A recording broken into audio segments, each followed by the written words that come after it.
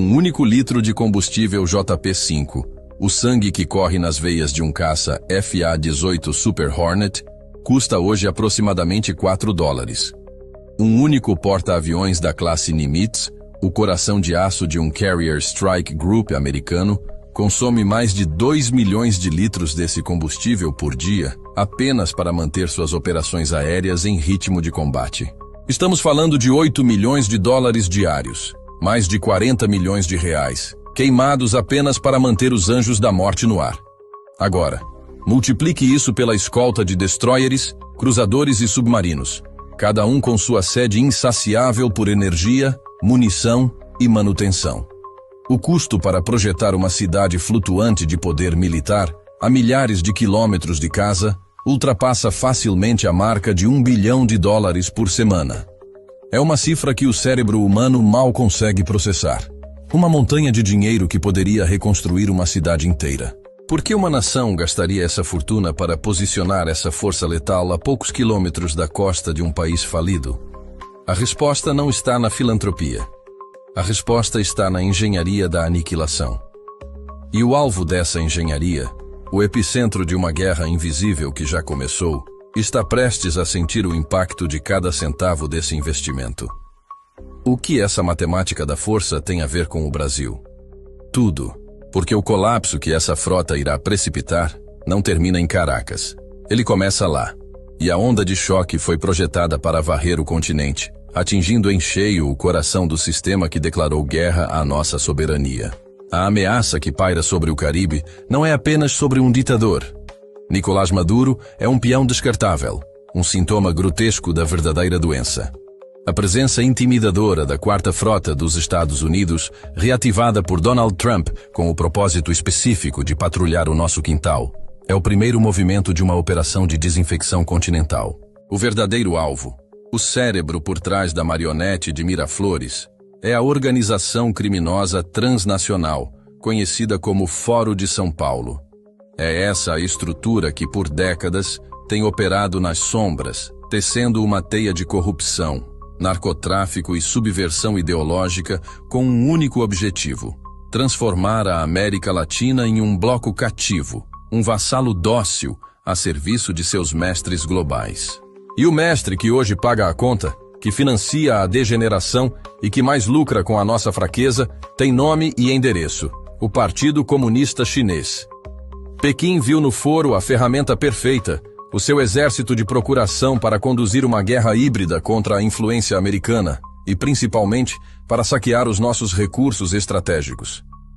A Venezuela, sob o comando do foro, tornou-se o seu posto avançado, uma bomba de gasolina particular e uma base de operações para espalhar o caos. Cada bairro que afunda em Maceió pela extração predatória de salgema, cada grama de nióbio contrabandeada para fora do Brasil, cada porto que entregamos em concessões suspeitas, tudo se conecta a essa grande estratégia. A queda de Maduro não é, portanto, um ato isolado. É o corte da principal artéria financeira e logística que alimenta a serpente. É o início do desmantelamento da infraestrutura inimiga em nosso hemisfério. Uma ação de força bruta para garantir que a soberania do Brasil e das Américas não seja leiloada em Pequim. O que está em jogo é se o futuro dos nossos filhos será decidido por nós ou por burocratas de um regime totalitário do outro lado do mundo. Para entender a escala da operação inimiga, precisamos olhar os mapas e seguir o dinheiro. A engenharia do mal é metódica e assustadoramente eficiente.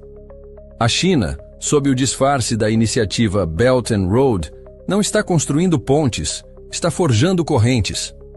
A dívida da Venezuela com a China ultrapassa a marca dos $60 bilhões. Uma dívida impagável, que não foi projetada para ser paga com dinheiro, mas com petróleo, com ouro e, acima de tudo, com submissão geopolítica. Análises de inteligência naval mostram um fluxo constante de petroleiros venezuelanos realizando transferências ship-to-ship em águas internacionais para navios chineses, uma manobra para contornar sanções e garantir que o fluxo de recursos que financia a máquina de guerra de Pequim nunca pare. Em troca, A China envia tecnologia de vigilância, equipamentos de repressão e assessores militares que ensinam a Guarda Nacional Bolivariana a esmagar seu próprio povo. Mas a matemática vai além. O Foro de São Paulo atua como o gerente regional dessa colonização. Relatórios da DEA e do Tesouro Americano detalham como as rotas do narcotráfico, controladas pelo Cartel de Los Soles, um cartel de generais do regime de Maduro, financiam operações políticas em toda a América do Sul. O dinheiro sujo da cocaína é lavado através de empresas de fachada e usado para financiar campanhas, movimentos sociais e black blocs que servem para desestabilizar governos não alinhados com a agenda do Fórum. É uma simbiose perfeita. O regime oferece a logística para o crime gera o caixa 2 para a política e a política entrega o país para a China. O plano para o Brasil é idêntico: controlar setores estratégicos como energia, agronegócio e mineração, usando a mesma combinação de corrupção política e pressão econômica. A aquisição de vastas extensões de terra, o controle de terminais portuários e a influência sobre a nossa matriz energética não são investimentos, são movimentos de cerco. É uma estratégia de estrangulamento lento e silencioso. Eles estão construindo uma fortaleza logística e econômica dentro das nossas fronteiras, para nos subjugar sem disparar um único tiro. É a guerra do século XXI, travada com contêineres e corrupção. E nós somos o prêmio final. Diante de uma estratégia de cerco tão complexa, uma resposta convencional seria inútil. E é aqui que entra a genialidade da doutrina de Donald Trump. Uma contraofensiva que ataca o inimigo em todas as frentes, transformando suas maiores forças em suas piores fraquezas. A jogada de mestre não foi enviar os fuzileiros navais para Caracas, mas sim declarar guerra total à estrutura financeira que sustenta o castelo de cartas. O pilar 1 dessa contraofensiva é a asfixia econômica. O Tesouro Americano agiu. Como o braço financeiro do Pentágono, mapeou e sancionou centenas de indivíduos e empresas ligadas ao regime de Maduro e ao Foro de São Paulo. Cada conta bancária congelada, cada transação de ouro bloqueada, cada petroleiro na lista negra é um míssil. Um míssil Tomahawk disparado contra o cofre do inimigo. Eles cortaram o fluxo de dólares que permitia aos generais corruptos manter a lealdade de suas tropas. Sem dinheiro para pagar os soldados, o poder da baioneta se evapora. O pilar 2 é a guerra jurídica e diplomática. Ao reconhecer um governo de oposição legítimo e ao apoiar figuras como Maria Corina Machado, os Estados Unidos isolaram o regime, transformando Maduro de presidente em chefe de uma organização criminosa.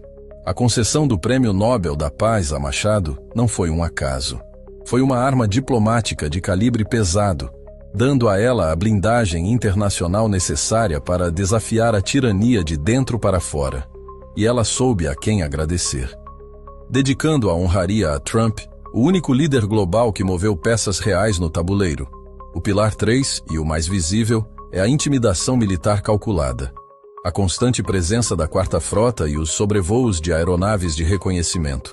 Os exercícios militares conjuntos com nações aliadas como a Colômbia e o Brasil enviam uma mensagem inequívoca. Nós sabemos onde vocês estão, sabemos o que vocês estão fazendo e temos a capacidade de transformar seu mundo em um inferno, em menos de 48 horas. Esta não é uma ameaça de invasão, é uma demonstração de capacidade.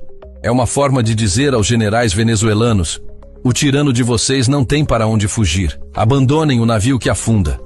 Enquanto podem, ou afundem com ele. O legado de Trump é exatamente este. Entender que a verdadeira força não está apenas em usar o poder militar, mas em integrar o poder econômico, diplomático e militar em uma sinfonia de pressão implacável. Quebra a vontade do inimigo antes mesmo que o primeiro tiro precise ser disparado. As consequências dessa contraofensiva multidimensional já reverberam pelos corredores do poder inimigo, gerando uma onda de pânico, humilhação e paranoia que se espalha como um vírus. Em Caracas, o desespero não é mais apenas palpável, Ele se tornou a atmosfera, que todos respiram no Palácio de Miraflores. Maduro, visivelmente inchado e com os olhos de quem não dorme há dias, ordena exercícios militares que são a mais pura expressão do teatro do absurdo. Tanques T-72, de fabricação soviética, soltando fumaça preta. E com esteiras rangendo, desfilam por avenidas vazias, não para intimidar um inimigo externo, mas como uma tentativa desesperada de intimidar seu próprio círculo de poder. É uma performance para suas próprias câmeras, um show de força patético para os generais, que ele sabe que o trairão na primeira oportunidade. Cada movimento de tropa não é uma manobra estratégica, mas um teste de lealdade. Fontes de inteligência no terreno, corroboradas por interceptações de sinais, pintam um quadro de colapso interno absoluto. As deserções não são mais um gotejamento, mas uma hemorragia. Batalhões inteiros posicionados na fronteira com a Colômbia estão operando com menos de 40% de seu efetivo. Os soldados rasos, recebendo salários que não compram 1 quilo de farinha, simplesmente abandonam seus postos durante a noite, derretendo-se na paisagem para se tornarem refugiados. Mas o verdadeiro pânico está nos escalões superiores. Oficiais de alta patente cujas famílias vivem vidas de luxo em Miami e Madrid estão em uma corrida contra o tempo, usando canais clandestinos e intermediários para negociar sua rendição com contatos americanos. Eles oferecem informações, a localização de depósitos de mísseis, as senhas das contas do narcotráfico, tudo em troca de um lugar seguro. No novo regime que sabem que está por vir. O Cartel de Los Soles, a outrora monolítica organização de generais traficantes que era a espinha dorsal financeira do regime, está em guerra civil, com as rotas de lavagem de dinheiro sancionadas. E os ativos no exterior congelados, o fluxo de caixa secou. A lealdade comprada com dólares do narcotráfico evaporou. Agora, facções rivais se matam em disputas por pistas de pouso clandestinas e pelo controlo dos poucos carregamentos que ainda saem. A humilhação de Maduro na ONU foi apenas a cerimônia pública de seu funeral político. A verdadeira decomposição de seu poder está acontecendo agora, nos quartéis e nas salas de reunião secretas, onde a única ideologia que resta é a da sobrevivência individual. Mas a onda de choque não para na fronteira venezuelana. Em Havana, o pânico tem o cheiro de diesel e o som do silêncio dos geradores desligados. O regime castrista, um parasita que vive do sangue de seus hospedeiros há mais de 60 anos, primeiro da União Soviética e depois da Venezuela, vê sua principal fonte de energia ser cortada em tempo real. Os apagões, que já eram rotina, agora duram dias. A ilha-prisão está mergulhando de volta na escuridão de um novo período especial, mas desta vez, sem a esperança de um novo patrono no horizonte. O colapso da Venezuela não é apenas um problema econômico para Cuba, é uma crise de segurança existencial. Sem o petróleo de Maduro, o regime não consegue manter seus aparatos de repressão funcionando, não consegue mover suas tropas, não consegue sequer manter as luzes acesas nos centros de tortura da G2. A queda de Caracas precipita inevitavelmente a queda de Havana. Contudo, o epicentro do terremoto geopolítico está em Pequim. Lá, o pânico não é expresso em gritos, mas em um silêncio gélido dentro dos salões do complexo de Zhongnanhai. Para o Partido Comunista Chinês, o cenário é um desastre estratégico e financeiro de proporções catastróficas. Os mais de 60 bilhões de dólares que eles despejaram na Venezuela não foram um empréstimo, foram o pagamento adiantado pela escritura de um país. Eles compraram campos de petróleo, minas de ouro e coltan, terminais portuários e, o mais importante, uma base de operações militares e de inteligência a menos de 2.000 quilômetros da Flórida. Era para ser seu porta-aviões particular e inafundável nas Américas. Agora, assistem, impotentes, enquanto esse ativo de 60 bilhões de dólares vira pó. Analistas do Ministério da Segurança do Estado que garantiram a estabilidade do regime de Maduro estão sendo expurgados. Diplomatas que teceram os acordos leoninos estão sendo investigados por falhas de inteligência. A humilhação de Pequim é monumental porque expõe a falha fundamental em sua estratégia de poder global. Eles, que se projetam como mestres da guerra híbrida e da paciência estratégica, foram superados, flanqueados e neutralizados em seu próprio jogo por uma doutrina de poder americana mais inteligente, mais ágil e mais implacável. Eles apostaram a credibilidade de sua expansão global em um cavalo manco e agora o mundo inteiro assiste enquanto o cavalo é abatido. E para o Foro de São Paulo, o cérebro da operação de desestabilização regional, a queda de seu principal centro de comando, controle e finanças, é um golpe na medula espinhal. A estrutura inteira está em paralisia.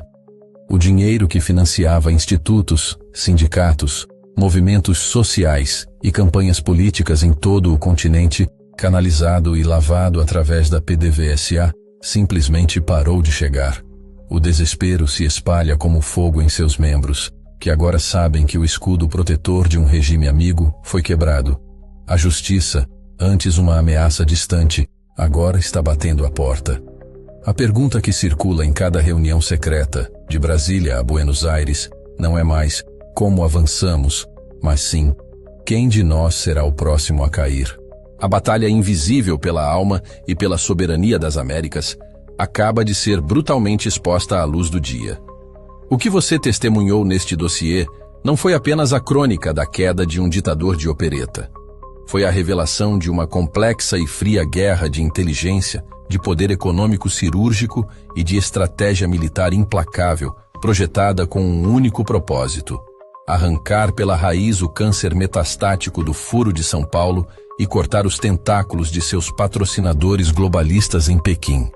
A força espetacular e a precisão da contra-ofensiva americana, uma sinfonia de poder orquestrada sob a doutrina de Trump, é a prova cabal de que a tirania e a traição podem, de fato, construir impérios sobre a areia da corrupção e do medo.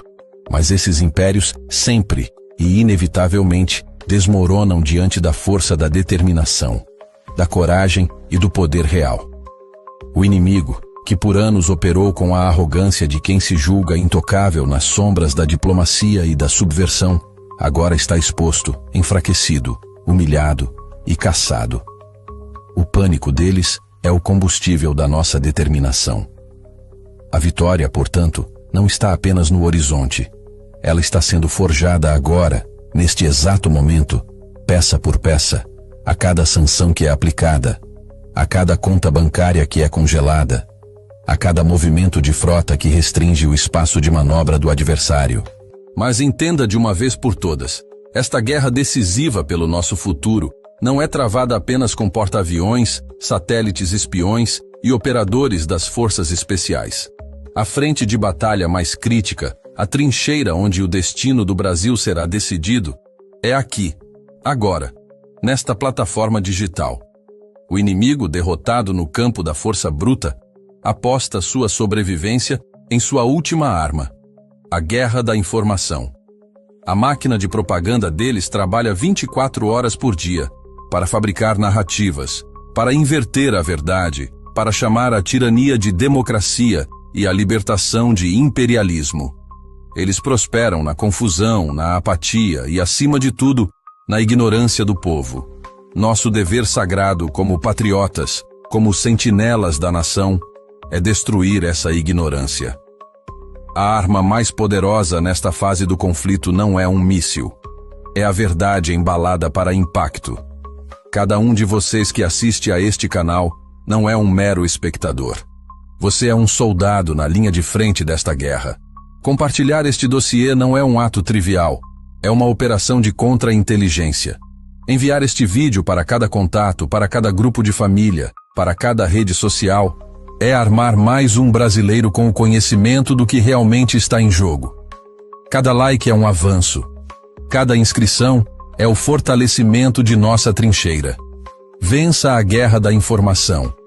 Destrua a narrativa do inimigo. Alerte mais um patriota. A hora é agora.